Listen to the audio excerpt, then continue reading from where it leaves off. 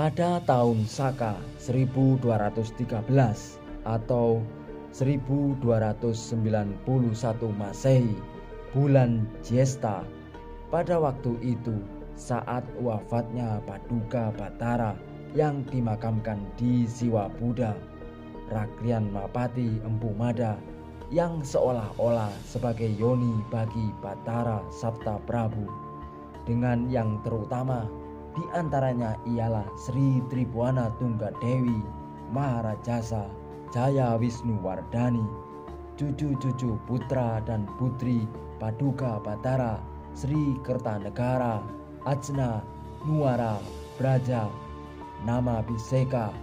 Pada waktu itu saat Rakrian Mapati Jirnodara membuat caitya bagi para Brahmana tertinggi Siwa dan Buddha yang mengikuti wafatnya Paduka Batara dan Sang Maha Werda Mantri atau Empu Raganata yang gugur di kaki Batara.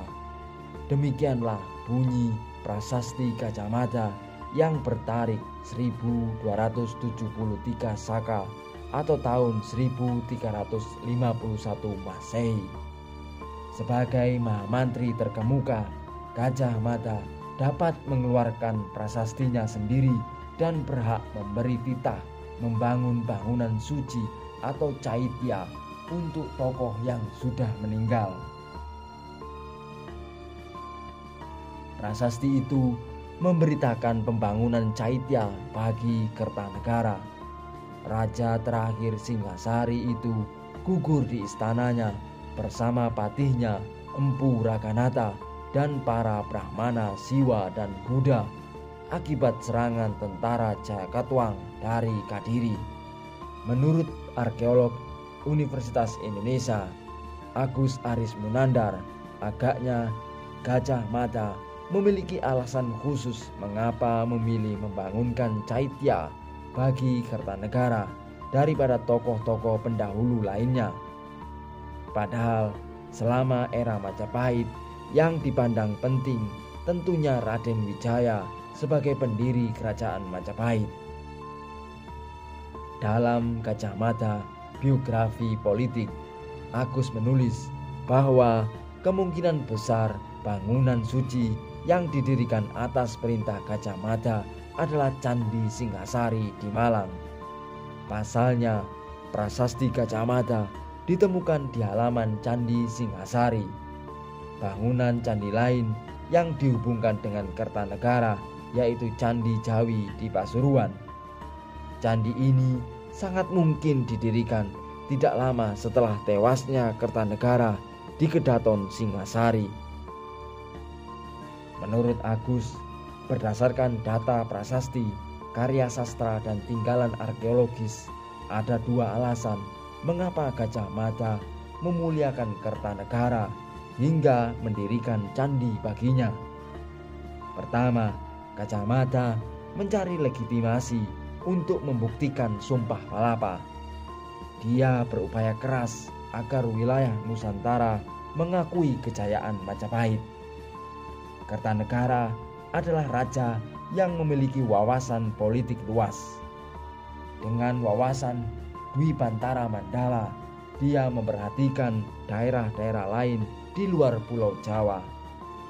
Dengan demikian, Gajah Mada seakan ngalah berkah atau minta restu kepada Raja Kertanegara yang telah menjadi Batara atau Hyang, bersatu dengan dewa. Gajah Mada meneruskan politik pengembangan Mandala hingga seluruh Dwipantara atau Nusantara yang awalnya telah dirintis oleh Kertanegara, papar Agus. Kedua, dalam masa Jawa kuno, candi atau caitya, pendarmaan tokoh selalu dibangun oleh kerabat atau keturunan langsung tokoh itu. Seperti Candi Sumberjati bagi Raden Wijaya dibangun tahun 1321 Masehi pada masa pemerintahan Jayanegara. Dan Candi Boyolangu bagi Rajapatni Gayatri dibangun oleh cucunya Hayam Wuruk sekitar tahun 1362 Masehi. Atas alasan itulah Agus menafsirkan bahwa Gajah Mada masih keturunan dari Raja Kertanegara. Setidaknya Gajah Mada masih mempunyai hubungan darah dengan Kertanegara. Tidak mengherankan bila Gajah Mada mempunyai perhatian khusus kepada raja itu yang memang leluhurnya. Gajah Mada bukan orang asing dalam lingkungan istana. Dia masih kerabat dan akrab dengan lingkungan istana. Ayah Gajah Mada mungkin sekali bernama Gajahbagon yang mengiringi Raden Wijaya ketika berperang melawan pengikut Jayakatwang dari Kediri. Interpretasi selanjutnya, Gajahbagon sangat mungkin anak dari salah satu selir Kertanegara. Lanjut Agus. Pasalnya, menurut Agus, Gajahbagon tidak mungkin orang biasa. Dalam kitab Pararaton, nama Gajahbagon disebut secara khusus. Ketika itu Raden Wijaya begitu mengkhawatirkan kondisi Gajahbagon yang terluka dan dititipkan kepada seorang kepala desa di Pandaan bernama Macan Kuping.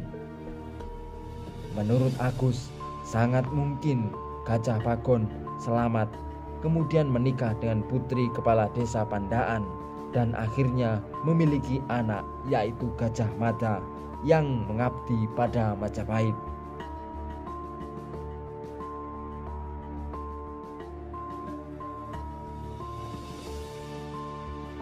Jadi Gajah Mada mungkin memiliki eyang yang sama dengan Tribhuwana Tunggadewi.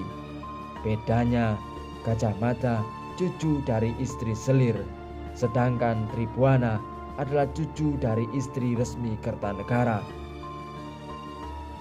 Dengan demikian dapat dipahami mengapa Gajah Mada sangat menghormati Kertanegara.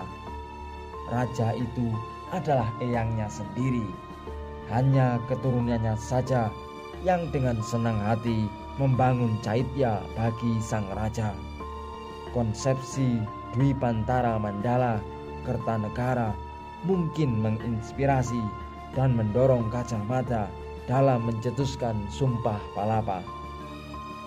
Demi untuk mengenang kebesaran leluhurnya itu, lalu didirikanlah caitya atau Candi Singhasari, ungkap Agus. Kepala desa Pandaan, saya titip seseorang. Gajahbagon tidak dapat berjalan, lindungilah olehmu, kata Raden Wijaya dalam kitab Pararaton. Artinya, Pararaton begitu mengistimewakan tokoh Gajahbagon. Jika bukan siapa-siapa, tidak mungkin Raden Wijaya menitipkan dengan sungguh-sungguh Gajahbagon yang terluka kepada kepala desa Pandaan, tegas Agus.